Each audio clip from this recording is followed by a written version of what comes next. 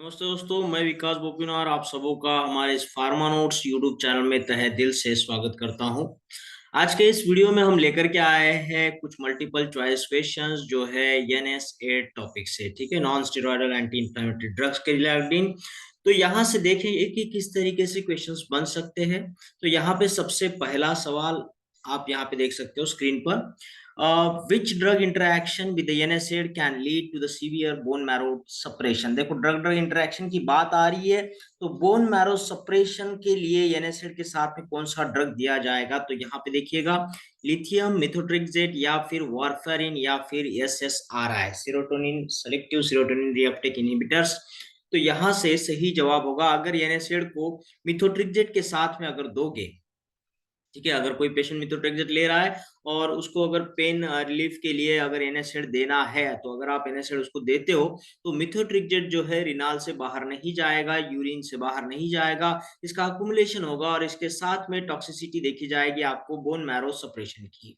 ठीक है, चलिए नेक्स्ट क्वेश्चन की तरफ बढ़ेंगे। यहाँ पे सेकंड क्वेश्चन है, NSAID reduce the efficacy of which antipyretic anti hypertensive class the most. ठीक है, तो NSAID कौन से ऐसे एंटी हाइपरटेंसिव क्लास की एक्टिविटी को, एफिकेसी को कम करता है, वो बताना है।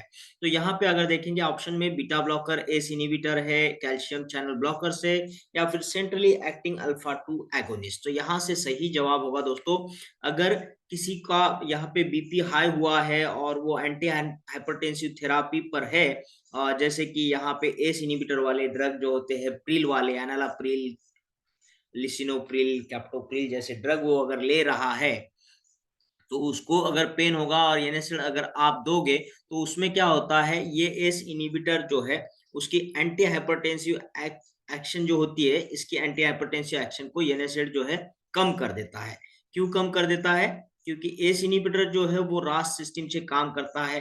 तो रास सिस्टम जो है, रेनिन एंजियोटेंसिन अल्डोस्टेरोन वाली जो सिस्टम है, उस पर ये काम करते हैं एस इनहिबिटर। वो वहां पे एंजियोटेंसिन 2 नहीं बनने देगा, जिसकी वजह से ये जो है डायलेट रहेंगे इसके। लेकिन ये NSAID जो है प्रोस्टाग्लैंडिन के पाथवे को ही बंद कर देता है। प्रोस्टाग्लैंडिन नहीं रहेगा तो वहां पे वासोडाइलेशन नहीं रहेगा, वो वासोकंस्ट्रिक्शन हो जाएगा। जबकि एस इनहिबिटर क्या कर रहा है, वासोडाइलेशन का काम करता है, और NSAID जो होता है वासोकंस्ट्रिक्शन का काम करता है। तो इस वजह से जो है एस इनहिबिटर के एक्शन में, जो वासोडाइलेटरी एक्शन है, उसमें बाधा लाता है ये NSAID। ठीक है, क्योंकि NSAID जो है कॉक्स एंजाइम को इनहिबिट करके प्रोस्टाग्लैंडिन्स का जो बनना है उसको रोक देते हैं। जब प्रोस्टाग्लैंडिन नहीं रहेगा तो वासोडाइलेशन नहीं रहेगा, वासोकंस्ट्रिक्शन आ जाएगा। जबकि एंटी हाइपरटेंसिव ड्रग में वासोडाइलेशन जरूरी होता है। इसीलिए जो NSAID है, एंटी हाइपरटेंसिव के वासोडाइलेटर वाला जो क्लास है यहाँ पे, एस इनहिबिटर, उसकी एक्शन को कम कर देता है, एफिकेसी को कम कर देता है।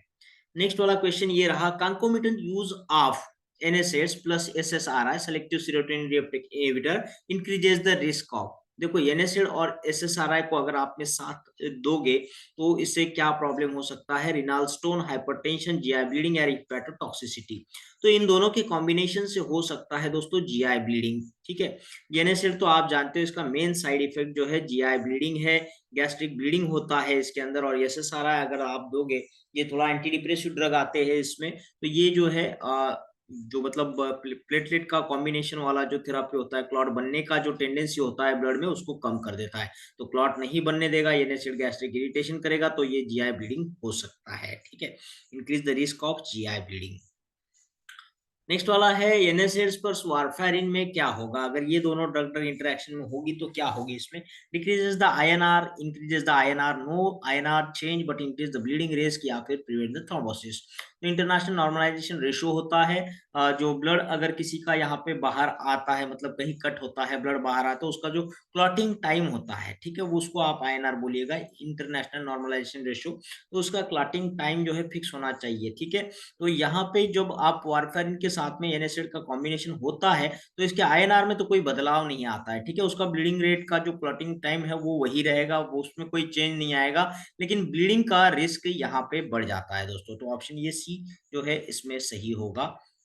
ठीक है, वारफेरिन तो आपको पता है ना, ब्लीडिंग करता है ना, एंटी क्लॉटिंग फैक्टर है, ये एंटी कोएगुलेशन करता है, NSAID पर जैसे GI इरिटेशन करता है, तो ये ब्लीडिंग का रिस्क यहाँ बढ़ जाता है। लेकिन INR में कोई चेंज नहीं आएगा। नेक्स्ट सवाल है यहाँ पे, ibuprofen specially interferes with which drug antiplatelet effect.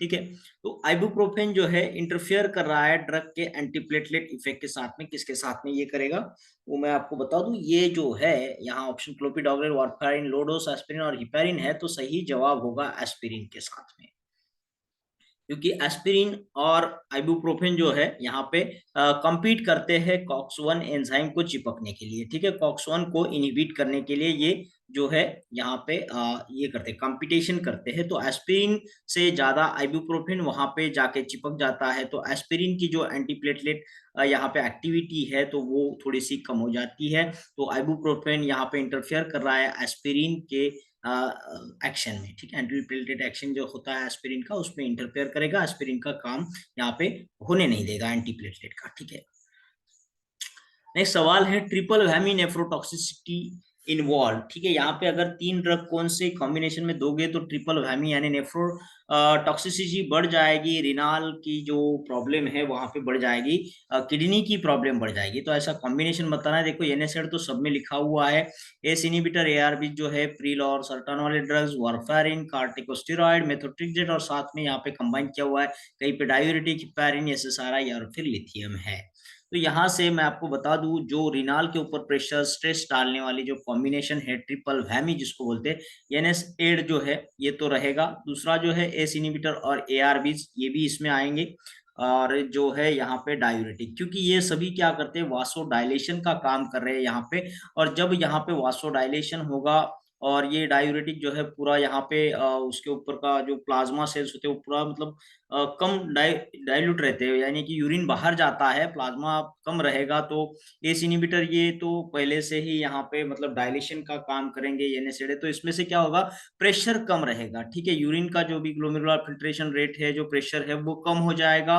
और एनएसएड दोगे तो इस पे किडनी के काम जो है ना, इसमें परफ्यूजन रेट जो होता है, मतलब किडनी को जो सप्लाई होता है ब्लड का वो कम हो जाता है अपने आप में। तो किडनी का परफ्यूजन रेट कम होगा, किडनी पे प्रेशर कम रहेगा, किडनी का जो काम है यहाँ पे बहुत ज्यादा तरीके से बढ़ेगा, तो नेफ्रॉन की टॉक्सिसिटी यहाँ पे बढ़ जाती है। तो ट्रिपल वैमी का जो जवाब होगा यहाँ पे, ये तीनों मिलके किडनी को परेशान करते हैं। एनएसएड है, एसआर या फिर एआरबी, और उसके साथ में अगर आप डायूरेटिक ड्रग देते हो तो।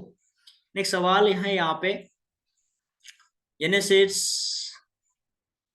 Are contraindicated in the third trimester of the pregnancy due to. देखिए यहाँ पे कोई प्रेग्नेंट वुमेन है जिसका थर्ड ट्राइमेस्टर चल रहा है, तो उसको अगर पेन होगा तो कौन सा ये जहाँ पे एनएसएड है वो कॉन्ट्राइंडिकेटेड है, एनएसएड नहीं देना चाहिए, क्यों नहीं देना चाहिए वो आप बताइएगा यहाँ पे।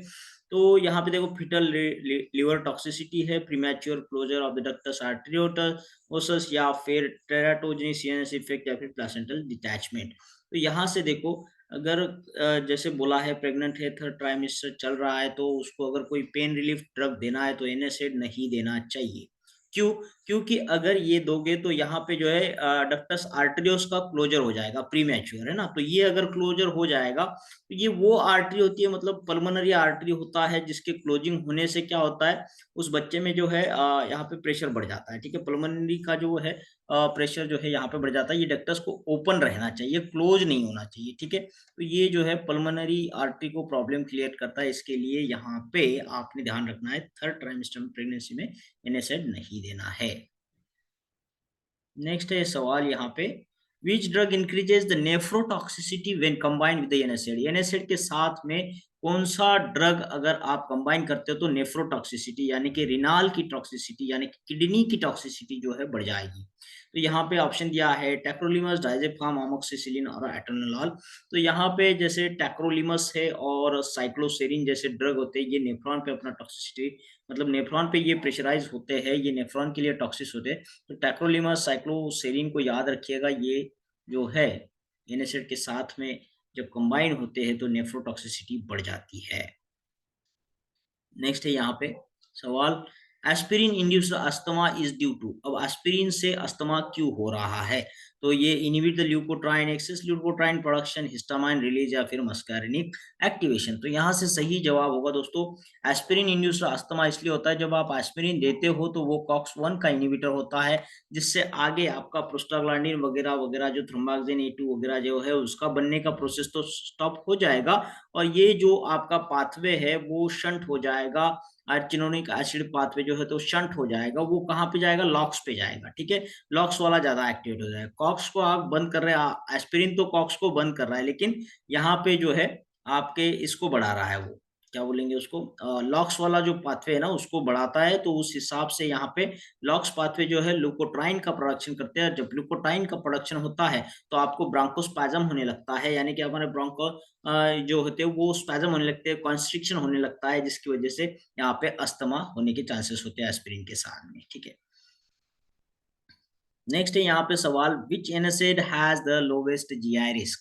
जीआई रिस्क सबसे कम किसके साथ में होगा? यहाँ पे देखो लोवेस्ट बोला है ना, तो एंडोमेथासिन, डाइक्लोफिनेक, आइबुप्रोफेन या फिर केटोरोला। तो यहाँ पे लोवेस्ट जीआई रिस्क जो होता है वो आइब्यूप्रोफेन के साथ में होगा दोस्तों, ठीक है। आइब्यूप्रोफेन यहाँ पे कम से कम रिस्क है जीआई रिस्क का, प्लस शांति से काम करता है वो, यहाँ पे देखेंगे। नेक्स्ट है एनएसएड, एनएसएड प्लस कार्टिकोस्टेरॉइड जो है मेन एडवर्स इफेक्ट बोलिएगा इसका क्या होगा? एनएसएड के साथ में जब कार्टिकोस्टेरॉइड दे रहा है तो ये जो मेन एडवर्स, ये तो मैं अभी यहाँ ऑप्शन नहीं पढ़ूंगा, ये सब जीआई ब्लीडिंग से रिलेटेड हुए ऑप्शन है। एनएसएड है तो गैस्ट्रिक इरिटेशन, गैस्ट्रिक ब्लीडिंग को ज्यादा फोकस रखना है। क्रोनिक एनएसएड यूज में ब्लंट द इफेक्ट ऑफ, अगर आप क्रोनिक मतलब बहुत दिनों से एनएसएड का इस्तेमाल कर रहे हो, non steroid anti inflammatory drug आप खा रहे हो, जैसे पेन हुआ है तो जा रहे हो डायनापर या फिर डाइक्लोफिनेक की गोली खा रहे हो कंटिन्यूअसली, कभी भी पेन हो रहा है डाइक्लो खा रहे हो, मे ब्लंट द इफेक्ट ऑफ, तो आपके ऊपर कौन सा ड्रग यहाँ पे काम नहीं करेगा वो आपको बताना है। तो सीसीबीज है यहाँ पे, नाइट्रेट, डायबिटिक्स या फिर स्टैटिस। तो ज्यादा एनएसएड खाने से मैं आपको बोल रहा हूँ यहाँ पे किडनी पे असर होता है, किडनी पे साइड इफेक्ट देखने लगती है, नेफ्रोटॉक्सिसिटी इसके साथ में हो सकती है। तो जब नेफ्रोटॉक्सिसिटी हो जाएगी तो आपका डायूरेटिक जो है जो काम करना चाहिए किडनी पे वो काम करेगा नहीं, उसका ब्लंट हो जाएगा इफेक्ट, ठीक है, कम हो जाएगा। नेक्स्ट सवाल है यहाँ पे, लिथियम और एनएसएड का अगर कॉम्बिनेशन देते हो आप तो इससे क्या होगा? तो इससे जो है लिथियम जो है किडनी से बाहर नहीं जा पाएगा, तो वो बॉडी में रहेगा तो उसका जो मात्रा है बढ़ जाएगा, तो उसके हिसाब से उसकी टॉक्सिसिटी बढ़ जानी है। नेक्स्ट है यहाँ पे Contra indications of the indomethacin in neonates, Contra indication पूछा है न्यूनेट्स में क्या है, तो ऑप्शन दिया है closure of ductus arteriosus, renal failure, hypoglycaemia या फिर अनीमिया।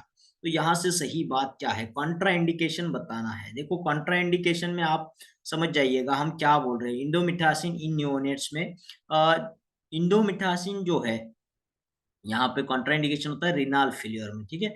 न्यूनेट्स में अगर पहले से ही रिनाल फेलियर है, ठीक है, पहले से रिनाल फेलियर है, तो इंडोमिटासिन जो एक एनएसएड है, तो ये जो है उसका किडनी पहले से खराब है, उस पर और खराब कर सकता है, ठीक है। तो ये कॉन्ट्राइंडिकेशन है। और क्लोजर ऑफ डक्टस आर्टेरियोटस को एग्जाम मैंने अभी आपको ये एक सवाल कवर किया था जो थर्ड ट्राइमेस्टर में, आपको ये एनएसएड नहीं देना चाहिए, ठीक है। तो इंडोमिटासिन क्योंकि वो premature closure of ductus arteriosus होता है, पल्मोनरी में आर्टरी में वो जो है ओपन रहना चाहिए, उसको क्लोज कर देता है, ठीक है। तो ये जो है उसको यहाँ पे कॉन्ट्राइंडिकेशन नहीं बोलेंगे हम उसको, ये ऑलरेडी पेशेंट में है, आप देखिएगा रिनाल फेल्योर ऑलरेडी न्यूनेट में है, इसलिए इंडोमिटासिन नहीं देना है ताकि वो जाके उसको और खराब करे। ये तो प्रिवेंशन है ना, इसको नहीं होना चाहिए इसके लिए ये नहीं दे रहे, ये बात को समझना है यहाँ पे, ठीक है। बच्चे में पहले से रिनाल फेलियर है तो वो नहीं दे सकते, ठीक है। तो दो सवालों के बीच का अंतर समझ जाइएगा, वरना सवाल का जवाब जो है गलत होने के चांसेस हो सकते हैं। नेक्स्ट सवाल है, which patient population is the most vulnerable to NSAID induced renal failure? NSAID लेने से जो भी आपका किडनी खराब हो रहा है, रिनाल फेलियर हो रहा है, किडनी पे प्रेशर आ रहा है, तो मोस्ट वल्नरेबल पेशेंट कौन है इसके लिए? तो young healthy adult, elderly with CHF, cardiac heart failure होगा यहाँ पे, congestive heart failure, pregnant women या फिर एथलीट्स। इससे जो है सबसे ज्यादा वल्नरेबल जो है एल्डरली पेशेंट होता है दोस्तों, ठीक है, सीएचएफ के साथ में, क्योंकि वहां पे जो है उसका सीएचएफ का प्रॉब्लम है, एनएसएड दोगे फिर से उसको जो होगा बीपी बढ़ जाएगा, ऑलरेडी सीएचएफ है उसको, तो ये मोस्ट वल्नरेबल रहेगा। नेक्स्ट है यहाँ पे, which NSAID is the safest in the cardiovascular patient, अगर कार्डियोवास्कुलर पेशेंट है, उसको अगर कहीं बॉडी में पेन रिलीफ देना है तो एनएसएड कौन सा देना चाहिए? सेफेस्ट वाला डाइक्लोफिनेक है, सेलेकॉक्सिब है, नेप्रोक्सेन, इंडोमेटासिन। तो इसके साथ में नेप्रोक्सेन जो है एक सेफ ड्रग है, इसको याद रखिएगा। किसी को कार्डियोवास्कुलर प्रॉब्लम है, पेन किलर के जरिए आप उसको नेप्रोक्सेन दे सकते हो। नेक्स्ट है absolute contraindication of the aspirin. Absolute मतलब उसके साथ में जो हो सकता है, तो उसमें साथ में क्या? Viral infection in the children, osteoarthritis, rheumatoid arthritis, migraine. तो देखिए यहाँ पे एस्पिरिन का जो एब्सोल्यूट कॉन्ट्राइंडिकेशन है, अगर पेशेंट को वायरल इन्फेक्शन है बच्चों में, तो उनका जो इन्फेक्शन की वजह से जो उसको फेवर हो रहा है, उसको कम करने के लिए आप एस्पिरिन नहीं दे सकते, ठीक है। अगर ऐसे केस में अगर बच्चे को वायरल इन्फेक्शन हुआ है और उसका टेम्परेचर बढ़ा हुआ है, अब टेम्परेचर कम करने के लिए अगर आप एस्पिरिन दोगे तो उस बच्चे में रेस सिंड्रोम देखा जा सकता है, जैसे कि उसका ब्रेन का उसको प्रॉब्लम होगा, लीवर का प्रॉब्लम होगा रेस सिंड्रोम के जरिए। तो इसलिए एस्पिरिन को हटा के उसको आप दूसरा कोई पैरासिटामोल वगैरह प्रीफर कर सकते हो, लेकिन एस्पिरिन नहीं दे सकते वायरल इन्फेक्शन इन चिल्ड्रन में, ठीक है। उसको थोड़ा-सा पानी-वानी पिलाओ, आराम करो, रेस्ट की ज़रूरत होती है, पानी-वानी पीने की ज़रूरत होती है। वायरल इन्फेक्शन है दोस्तों, ठीक है, बैक्टीरियल रहता है तो हम एंटीबायोटिक देते हैं, लेकिन वायरल इन्फेक्शन हो रहा है तो उसमें ये सारी चीज़ें करनी है। नेक्स्ट वाला यहाँ पे सवाल निकल के आता है, risk of the GI ulcer is the highest with. GI ulcer किसके साथ में हाईएस्ट हो सकता है? तो देखिए यहाँ पे आइबुप्रोफेन, कीटोरोलैक, नेप्रोक्सेन और एस्पिरिन। तो इसके साथ में सही जवाब लिख लेना है आपने। कीटोरोलैक के साथ में सबसे ज़्यादा जीआई अल्सर हो सकता है। नेक्स्ट सवाल है, which enzyme inhibition is the mechanism of NSAID induced renal injury. अब कौन से मैकेनिज्म से सबसे ज्यादा एनएसएड लेने की वजह से किडनी को प्रॉब्लम हो रहा है? तो यहाँ पे देखो, COX 1 in brain, COX 2 in kidney, LOX 5 और फॉस्फोडाइस्टर है। तो एनएसएड जो है लॉक्स पे तो काम करता नहीं है, तो ये तो यहाँ से हट गया। तो यहाँ से जो ब्रेन वाला भी काम नहीं है, सभी को पता है किडनी पे काम कर रहा है, किडनी फेल हो रहा है, तो कॉक्स 2 वाले जो है, इसमें कॉक्स 2 के इनिबिशन के साथ में मैकेनिज्म चलता है साइक्लोऑक्सीजिनेज पाथवेज पे, ये काम करते हैं एनएसएड, इसमें लॉक्स से कोई लेना देना नहीं है।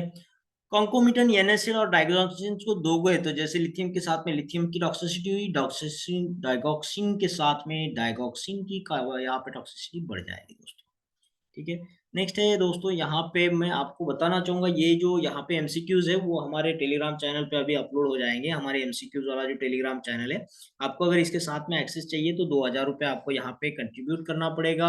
और साथ ही साथ में हमारे जो भी यहाँ पे रेडीमेड नोट्स रहते हैं, जो आपको पढ़ना है, वो नोट्स अगर आपको एक्सेस करना है तो उसका हमारा अलग से टेलीग्राम चैनल है, उसके लिए आपको ₹3000 पेड करना है दोस्तों। और ये दोनों कोर्सेस आपको कॉम्प्लीमेंट्री मिलते हैं अगर आप हमारे 30 मिनट लेक्चर के डेली लेक्चर के साथ में एक्सेस रखते हो। उसमें हम आपको कंसेप्ट सिखाएँगे, निमोनिक्स भी सिखाएँगे। तो ये कुल मिला के आपको जो है कॉम्प्लीमेंट्री नोट्स और एमसीक्यूज़ के साथ में ₹10,000 में मिल जाएगा, जिसका एक्सेस आपको 1 साल के लिए यहाँ मिलना है। जो आप drug inspector preparation, GPAT, pharmacist, other pharma exam और नाइपर के लिए तैयारी कर सकते हो दोस्तों। यहाँ पे बहुत सारी चीज़ें आपको कैसे याद रखना है, साथ ही साथ में आपको एमसीक्यू प्रैक्टिस और उसका निमोनिक्स दिया जाएगा, कॉन्फिडेंस बिल्डअप किया जाएगा, मोटिवेशन मिलेगा, मेडिटेशन टिप्स भी मिलेंगे। तो जिसके लिए मैंने जैसे बोला आपको ₹10,000 का कंट्रीब्यूशन है, फ़ोन पे, गूगल पे या फिर पेटीएम से कर सकते हो, या हमारा नंबर नोट कर लीजिएगा 8087339648 पर, ठीक है? तो लिमिटेड सीट्स रहेंगी, जॉइन करना है आज ही, क्योंकि ये ज़ूम क्लास पर चलता है, तो ज़्यादा लोगों का वहाँ पे एक्सेस नहीं होता है, ठीक है? तो आप अगर करना चाहते हो तो जॉइन इसको तो इस तरीके से करना है। इसका पूरा डिस्क्रिप्शन बॉक्स में भी मैं यहाँ पे डिस्क्रिप्शन लिख दूँगा। अगर आप इंटरेस्टेड है तो हमें व्हाट्सएप भी कर सकते हैं इसी नंबर पे, ठीक है? नेक्स्ट वाला यहाँ पे सवाल निकल के आता है, पूछा है, which NSAID is contraindicated in the gout with the aspirin, ठीक है। अगर किसी को गॉट है, गॉट माने यूरिक एसिड का डिपोजिशन होता है हमारे जॉइंट्स में, ठीक है। तो उसके पेजेंट में अगर आप एस्पिरिन देते हो तो क्या होता है, इस कॉन्ट्राइंडिकेशन हो जाता है। तो इसमें जो है जवाब वही है कि लो डोज भी एस्पिरिन का नहीं चलता है दोस्तों, ठीक है। एनएसएड इज कॉन्ट्राइंडिकेटेड, ये नहीं दे सकते। अगर किसी पेशेंट को गॉट है और उसको पेन किलर देना है, एनएसएड देना है, तो आप एस्पिरिन बिल्कुल नहीं दे सकते, क्योंकि एस्पिरिन जो है यूरिक एसिड को बाहर जाने ही नहीं देता, ठीक है। तो यूरिक एसिड का डिपोजिशन अंदर बढ़ता रहेगा, गोट जो है आपका वर्सन हो जाएगा, खराब हो जाएगा। फिर से ऑलरेडी गोट वाला इंसान जो है यूरिक एसिड से परेशान है, ऊपर से एस्पिरिन दे रहे हो, थोड़ा बहुत यूरिन में जाने वाला यूरिक एसिड है वो भी नहीं जाएगा, और यूरिक एसिड के क्रिस्टल ज्यादा देखे जाएंगे, ज्यादा जॉइंट में डिपोजिशन और जॉइंट पेन बहुत ज्यादा हद तक बढ़ जाएगा। ठीक है। तो इसलिए आपको हाई डोज भी नहीं देना है, लो डोज भी नहीं देना है, आपको एस्पिरिन का कोई डोज नहीं है, एस्पिरिन देना ही नहीं है। उसके लिए अलग से ड्रग है जो यूरिक एसिड को बाहर निकाले, ठीक है, एलोपुरिनॉल है उसमें, और दूसरे भी ड्रग है, तो वो हम वहां पे दे सकते हैं। यहाँ पे देखिए क्या है, which of the following is not a contraindication of the NSAID. NSAID का कॉन्ट्राइंडिकेशन कौन सा नहीं है वो बताइए। Peptic ulcer, asthma, renal failure या फिर हाइपोथायराइडिज्म। देखो, अगर पेप्टिक अल्सर है तो आप एनएसएड नहीं दे सकते हो, क्योंकि उसका साइड इफेक्ट ऑलरेडी अल्सर है, तो इसको और भी ज्यादा तकलीफ हो जाएगी ये पेशेंट को। जिसमें अस्थमा है उसमें भी एनएसएड नहीं दे सकते हो, क्योंकि ये जो है लॉक्स की तरह ल्यूकोट्राइन को बढ़ा के ब्रांकोस्पाज्म कर सकता है, तो अस्थमा वाले पेशेंट को तकलीफ हो सकती है। तो इसलिए ये भी यहाँ पे कॉन्ट्राइंडिकेशन है एनएसएड के लिए। और सीवियर रिनल फेलियर, तो एनएसएड से और ज़्यादा रिनल जो परफ्यूजन है वो कम हो जाता है, तो रिनल का स्ट्रेस बढ़ जाता है, तो ये परेशान है पेशेंट, ऑलरेडी रिनल फेलियर है उसमें, और आप एनएसएड दोगे इसको तो ये कंडीशन और वर्सन हो जाएगी। लेकिन हाइपोथायराइडिज्म और एनएसएड का दूर दूर तक यहाँ पे कोई संबंध नहीं है, इसलिए इसका जवाब जो है यही आएगा, हाइपोथायराइडिज्म। नेक्स्ट सवाल है यहाँ पे, एनएसएड प्लस अल्कोहल दोगे तो क्या होगा।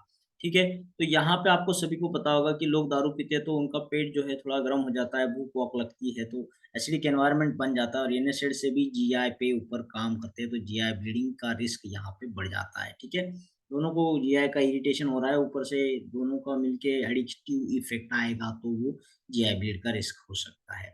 विच NSAID has the highest CV thrombotic risk. Thrombotic यानी उसका गुठली बन जाना, ठीक है, कार्डियोवास्कुलर में थ्रोम्बोटिक गुठली बनने का यहाँ पे क्या है, हैज हाईएस्ट रिस्क। ये गुठली बनने का रिस्क किसके साथ में होगा, NSAID के कौन सा ड्रग आप दोगे तो कैसा गुठली बनने का चांसेस बढ़ जाता है वो बताना है। डाइक्लोफिनैक यहाँ पे है, नेप्रोक्सिन, एस्पिरिन या फिर आइब्यूप्रोफेन। तो यहाँ से सबसे ज्यादा चांसेस किसकी वजह से हो गए, सीवी में थ्रोम्बोटिक बनने का जो चांसेस है यहाँ पे, तो वो जिसके साथ में होगा वो होगा सही में यहाँ पे जो ड्रग है आपका ये डाइक्लोफिनैक। ठीक है, डाइक्लोफिनैक के साथ में ये चांसेस रहता है, तो सीवी थ्रोम्बोटिक में आप डाइक्लोफिनैक नहीं दे सकते। नेक्स्ट सवाल है यहाँ पे, which NSAID is contraindicated in the psychiatric patient on lithium। ठीक है, which NSAID is contraindicated psychiatric patient on lithium. Lithium में जो है उसके साथ में आप कौन सा ड्रग नहीं दे सकते, कॉन्ट्राइंडिकेटेड ऐसा NSAID बताइएगा। लिथियम पे है वो, तो उसके साथ में आप जो है ना, ये यहाँ पे देखिए ऑप्शन आइब्यूप्रोपेन, एस्पिरिन, नेप्रोक्सिन और इंडोमिथासिन। तो यहाँ से सही जवाब आएगा दोस्तों, ये है आइबुप्रोफेन। आइबुप्रोफेन आप ऐसे पेशेंट में नहीं दे सकते हो। ठीक है, नेक्स्ट सवाल की तरफ बढ़ेंगे यहाँ पे, विच of the following is contraindicated in the aspirin sensitive asthma. जैसे मैंने अभी बोला, एस्पिरिन जो है कॉक्स पाथवे पर काम करेगा, कॉक्स 1 को रोकेगा, तो वो शिफ्ट हो जाएगा लॉक्स पे, और लॉक्स पे जाके ल्यूकोट्राइन बढ़ जाएंगे, और ल्यूकोट्राइन जो है ब्रांकोस्पाज्म करेगा। तो ये एस्पिरिन सेंसिटिव अस्थमा के अंदर क्या कॉन्ट्राइंडिकेटेड है आपने बताना है। तो ये एस्पिरिन सेंसिटिव अस्थमा है, इसमें आपने विच of the following is contraindicated, contraindicated है, नहीं देना चाहिए, तो एस्पिरिन ही नहीं देना चाहिए। अगर एस्पिरिन दोगे तो वो और ज्यादा वर्सन हो जाएगा अस्थमा आपका। ठीक है, नेक्स्ट सवाल निकल के आ रहा है, which combination increases the risk of severe GI bleed. GI bleeding का रिस्क जो है बढ़ जाएगा, ऐसा कॉम्बिनेशन बताइए। देखिए यहाँ पे पहला ही ऑप्शन आपको दिख रहा है, NSAID जो है वो ब्लीडिंग के चांसेस करता है, ऊपर से एंटीकोएगुलेंट क्लॉट नहीं होने वाले ड्रग दोगे तो जो है रिस्क बढ़ जाएगा। सीधी सी बात है ना, तो अगले ऑप्शन को जाने की जरूरत नहीं है यहाँ पे। नेक्स्ट है, NSAID are contraindicated in the patients with.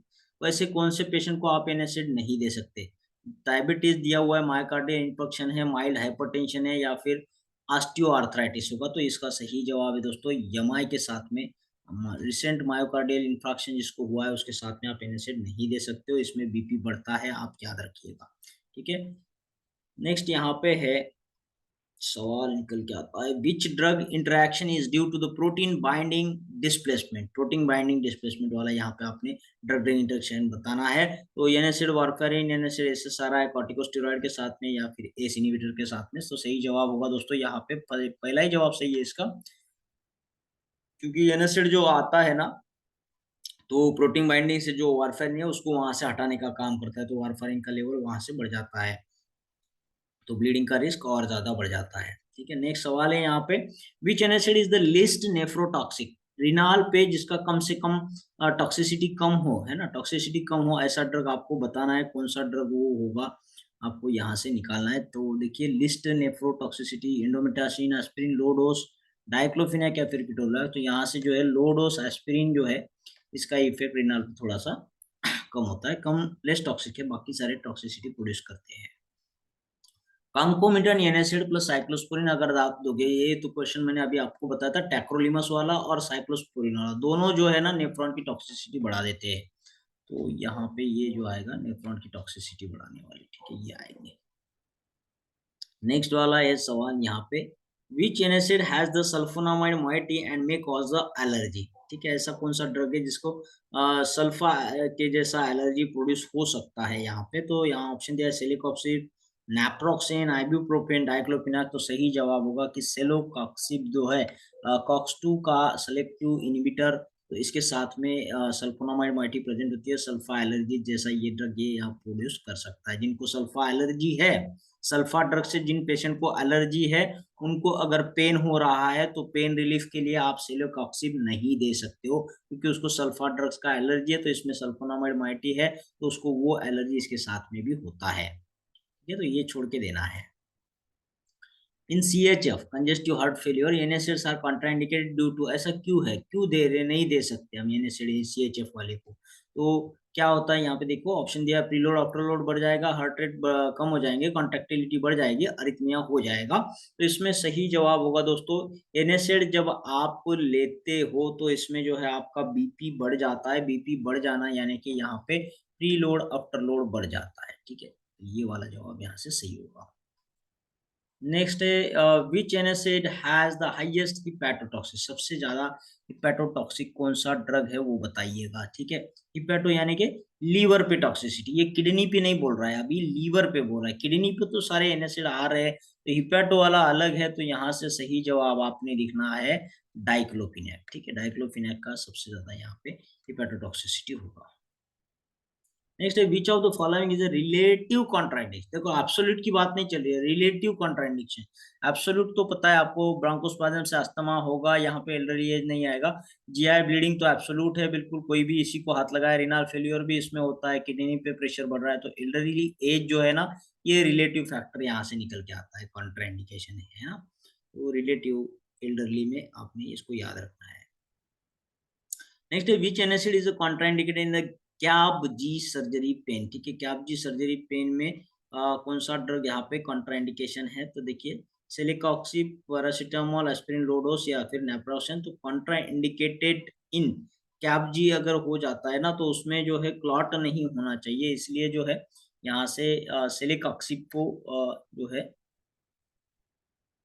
Contraindicated रहता है, कैब जी में नहीं देना चाहिए सेलिकॉक्सिब। ठीक है, नेक्स्ट सवाल यहाँ पे आता है क्लॉटिंग, मैंने बोला क्लॉटिंग नहीं होना चाहिए, तो सेलिकॉक्सिब के साथ में क्लॉटिंग होने के चांसेस है, इसलिए वो नहीं देना चाहिए। नेक्स्ट वाला है interaction NSAID plus methotrexate is mainly, ये क्या है। तो मैंने आपको पहले ही सवाल में बताया था, मिथोट्रिक्सेट की टॉक्सिसिटी यहाँ पे बढ़ जाती है एनासिड के साथ में, तो उसकी वजह से बोन मैरो डिप्रेशन जो आएगा।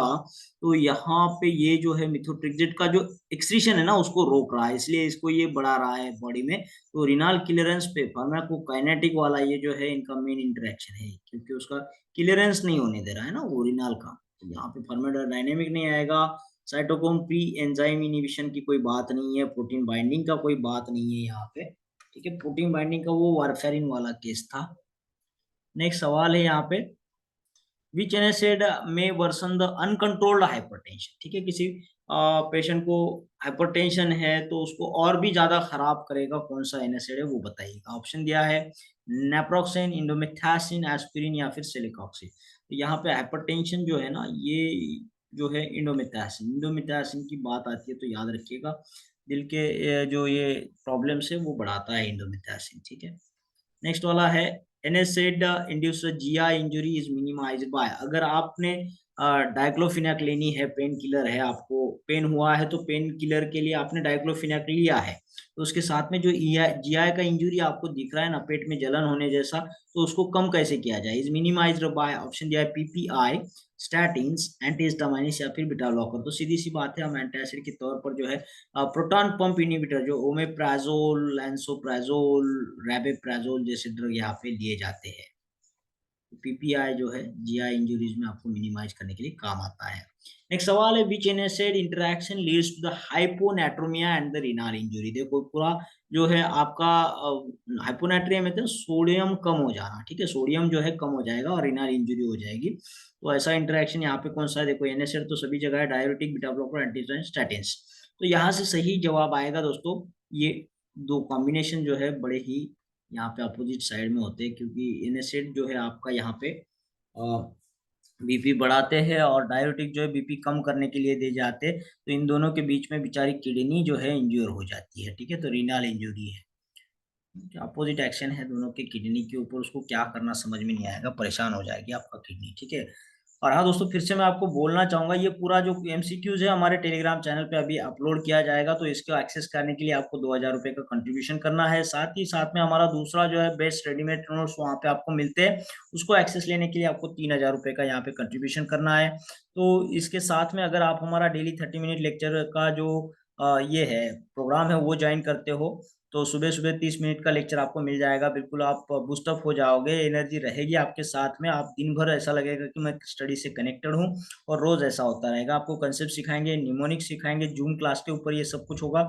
एमसीक्यू के साथ में आपको निमोनिक दिए जाएंगे याद रखने के लिए, और इसके साथ में आपको कॉम्प्लीमेंट्री कॉन्फिडेंस बिल्डअप होगा, मोटिवेशन होगा, मेडिटेशन टिप्स होंगे, और ये पूरा जो कॉम्बो कोर्स है वो 10,000 रुपये का है दोस्तों, 1 साल के लिए इसको एक्सेस है। आप फोन पे, गूगल पे या फिर पेटीएम से हमारे इस नंबर पे आप जो है आपका कंट्रीब्यूशन कर सकते हो 8087339648 पर, ठीक है। लिमिटेड सीट्स है, तो आप लोगों से गुंजाइश है, मैं इंसिस्ट कर रहा हूँ कि आप अगर ड्रग इंस्पेक्टर का प्रिपरेशन कर रहे हो, जीपैट के लिए तैयारी कर रहे हो, फार्मासिस्ट एग्जाम की तैयारी कर रहे हो, या फिर कोई अदर फार्मा एग्जाम के लिए तैयारी करो, या नागपुर के लिए तैयारी कर रहे हो, तो आप इसे ज्वाइन करिए, इससे आपको फायदा ही फायदा होगा, आप हमेशा स्टडी के टच में रहोगे, सारे कंसेप्ट आपके धीरे धीरे क्लियर होते रहेंगे दोस्तों, ठीक है। तो ये बड़ा ही एडवांस कोर्स है, और 30 मिनट में आपको बहुत सारा कंसेप्ट जो है समझ में आ जाएगा।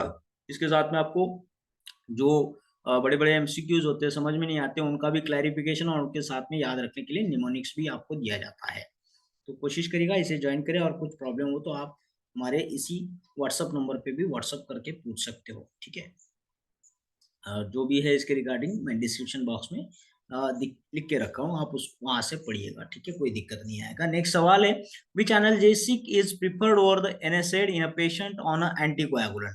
अगर किसी पेशेंट को एंटीकोएगुलेंट की दवाई दी जा रही है, तो analgesic, which analgesic is preferred over the NSAID, आप कौन सा एनाल्जेसिक उसको देना चाहोगे, उसका पेन कम करने के लिए कौन सा देना चाहोगे, ठीक है। तो यहाँ पे ऑप्शन दिया है एस्पिरिन, पैरासीटामोल, आइबुप्रोफेन या फिर नेप्रोक्सेन। तो यहाँ से सही जवाब होगा दोस्तों पैरासीटामोल, आप एज अ एनाल्जेसिक उसको दे सकते हो, बाकी ड्रग से जो है उसके अंदर ब्लीडिंग का प्रॉब्लम बढ़ जाएगा, पहले वो एंटीकोएगुलेंट खा रहा है, तो उस एंटीकोएगुलेंट के एक्शन को बाकी ड्रग जो है हैम्पर करेंगे, कम करेंगे, और उसमें ब्लीडिंग के चांसेस बढ़ जाएंगे, ठीक है, तो उसको पैरासीटामोल देना जरूरी है, बाकी कुछ मत दो। यहाँ पे देखो नेक्स्ट सवाल है, which NSAID should be avoided in the Parkinson's disease patient on the MAO inhibitor, ठीक है, किसी को पार्किंसंस डिसीज होता है तो उसको माओ इनिबिटर दिया जाता है ताकि उसके अंदर डोपा का लेवल बढ़ता रहे, तो उस हिसाब से जो है माओ इनिबिटर पे थेरापी पे है वो, तो उसको आप कौन सा एनएसएड नहीं दोगे, ठीक है, शुड बी अवॉइडेड, आप एनएसएड नहीं, उसको पेन हो रहा है, वो पेन किलर मांग रहा है, तो आप उसको कौन सा पेन किलर यहाँ पे नहीं दोगे। तो यहाँ ऑप्शन है सेलिजिलिन, सिलिकॉक्सिब है, या फिर इंडोमेथासिन है, या फिर आइबुप्रोफेन है। तो ऐसे केस में जो है आपने इंडोमेथासिन उसको नहीं देना है, क्योंकि ये दिमाग में भी प्रॉब्लम क्रिएट करता है ये, ठीक है, उसके अंदर जाके उसका जो माओ इनिबिशन का थेरापी चल रहा है उसको डिस्टर्ब कर सकता है ये, ठीक है। तो इंडोमेथासिन उसको कॉन्ट्राइंडिकेटेड रहेगा, अवॉइड करना है, इंडोमेथासिन नहीं देना है। नेक्स्ट है एनएसएड इज आर कॉन्ट्राइंडिकेटेड इन, फिर से एनएसएड किस पेशेंट में आप नहीं दे सकते हो, history of gastric ulcer, controlled hypertension, mild और ऑस्टियोआर्थराइटिस और माइग्रेन। तो यहाँ से सही जवाब आपको मैंने बताया, गैस्ट्रिक अल्सर, गैस्ट्रिक ब्लीडिंग, इस टाइप के सवाल जो है, ऐसे पेशेंट जो है जिनको गैस्ट्रिक अल्सर पहले से हिस्ट्री है उनके पास में, गैस्ट्रिक अल्सर से परेशान है, तो उसको पेन हो रहा है, तो पेन किलर के लिए आप एनएसएड नहीं दे सकते, क्योंकि गैस्ट्रिक अल्सर तो वर्सन हो जाएगा, है ना, फिर से उसको प्रॉब्लम और बढ़ जाएगा उसका प्रॉब्लम। नेक्स्ट है यहाँ पे, why should NSAID be avoided in the dehydration. Dehydration में आप एनएसएड को क्यों अवॉइड करोगे? तो यहाँ ऑप्शन दिया है, risk of hyperglycaemia, risk of acute kidney injury, risk of arrhythmia, या फिर रिस्क ऑफ हिपेटोटॉक्सिसिटी। तो यहाँ से सही जवाब है दोस्तों, आप डिहाइड्रेशन जब होता है तो प्रोस्टाग्लैंडिन का बहुत अच्छा रोल रहता है कि बॉडी को मेंटेन रखे, पूरा रेस्पॉन्सिबिलिटी प्रोस्टाग्लैंडिन पे रहता है। तो आप यहाँ पे एनएसएड दोगे तो वो प्रोस्टाग्लैंडिन को बनने नहीं देगा, प्रोस्टाग्लैंडिन बनेगा नहीं, तो डिहाइड्रेशन में आपका बॉडी संभालेगा कौन, इस तरीके की बात आती है। तो यहाँ से जो है आपको मतलब यही नहीं रहेगा तो पूरा जो है आपका यहाँ पे किडनी पे तो पूरा मतलब प्रॉब्लम हो जाएगा, इसलिए इसका जवाब यही आएगा कि रिस्क ऑफ एक आई जो है बढ़ जाता है, क्योंकि डिहाइड्रेशन में जो प्रोस्टाग्लैंडिन जरूरी होता है, जो किडनी को संभालता है, वही प्रोस्टाग्लैंडिन को खत्म करने का काम एनएसएड करता है। तो इसलिए एनएसएड को अवॉइड करना है ताकि प्रोस्टाग्लैंडिन बने, वो किडनी को डिहाइड्रेशन के समय को संभाले। नेक्स्ट यहाँ पे सवाल है, which NSAID interaction is the dose dependent for the aspirin cardioprotective loss.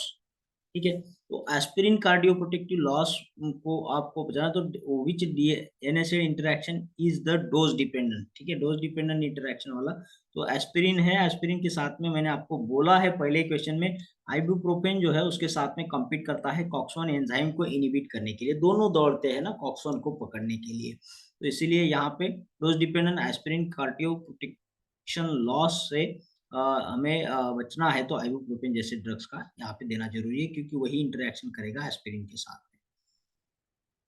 Next यहाँ पे है, एनएसिड में मास्क द सिम्टम्स ऑफ, एनएसिड कौन से सिम्टम को मास्क करेगा, ढकेगा, तो यहाँ पे ऑप्शन दिया हाइपोग्लाइसेमिया, इन्फेक्शन, फेवर, फिर है डिप्रेशन या फिर स्ट्रोक। तो एनएसिड के साथ में एंटी इंफ्लेमेटरी इफेक्ट होता है, सॉरी एंटी पायरेटिक इफेक्ट होता है थोड़ा सा, तो उससे वो बुखार को कम कर देता है, तो आपका बुखार जो है ढक जाएगा, दिखेगा नहीं।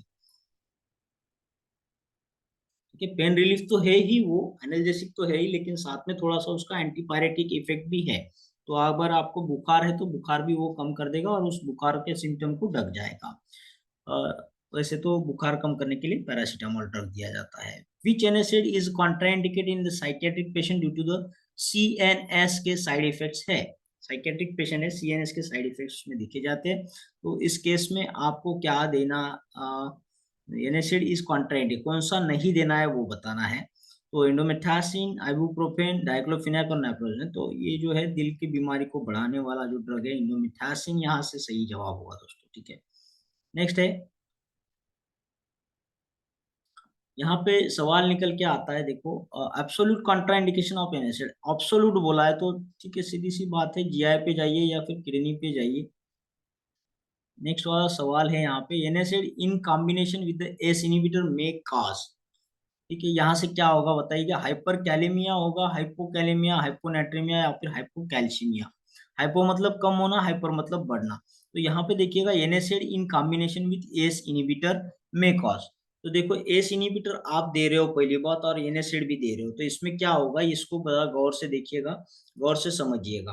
तो यहाँ पे एस इनहिबिटर आप जैसे ही देते हो, मतलब क्या कर रहे हो आप, एंजियोटेंसिन 2 यहाँ पे नहीं बनेगा, उसके साथ में जो आपके मिनरलोकॉर्टिकॉइड से अल्डोस्टेरोन बनना चाहता है वो भी नहीं बनेगा। अब जब अल्डोस्टेरोन नहीं रहेगा तो पोटेशियम रहेगा। ठीक है, अल्डोस्टेरोन और पोटेशियम का 36 का आंकड़ा होता है, जब अल्डोस्टेरोन होता है तो पोटेशियम नहीं होता, और जब अल्डोस्टेरोन नहीं होता है तो पोटेशियम होता है। ठीक है, तो यहाँ से बात आती है पोटेशियम बढ़ने की, जिसको कैलेमिया बोला जाता है, हाइपर कैलेमिया। एनएसिड भी उसी तरीके का ये काम करता है, जिसमें रेनिन रिलीज होने पे ये डिपेंड करता है, एनएसिड जो है, प्रोस्टाग्लैंडिन रहेंगे, प्रोस्टाग्लैंडिन रहेगा तो रेनिन रहेगा, अब रेनिन ही नहीं रहेगा तो अल्डोस्टेरोन कहाँ से रहेगा, जब अल्डोस्टेरोन ही नहीं रहेगा तो पोटेशियम रहेगा, तो ये हाइपर कैलेमिया जैसा यहाँ पे प्रॉब्लम हो सकता है। ठीक है, तो यहाँ से जवाब आएगा आपका हाइपर कैलेमिया। नेक्स्ट सवाल है यहाँ पे, which NSAID is the relatively safer in the peptic ulcer history if unavoidable. अगर आपको पेप्टिक अल्सर है और NSAID देना भी है तो आप क्या दोगे? वैसे तो मैंने अभी आपको बताया PPI जो है प्रोटॉन पंप इनहिबिटर, ओमेप्राजोल, लांसोप्राजोल, राइबोप्राजोल जैसे ड्रग दिए जाते हैं, लेकिन यहाँ पे कोई भी PPI का ऑप्शन नहीं है। तो आप पेप्टिक अल्सर है उसके बाद भी आपको ड्रग देना है तो आप कौन सा दोगे, यहाँ से बताइएगा। तो एस्पिरिन है, नेप्रोक्सेन है, सेलिकॉक्सिब है और इंडोमेथासिन है। तो यहाँ से सही जवाब होगा दोस्तों ये सेलिकॉक्सिब, क्योंकि सेलिकॉक्सिब जो है आपका काम करता है कॉक्स 2 पे।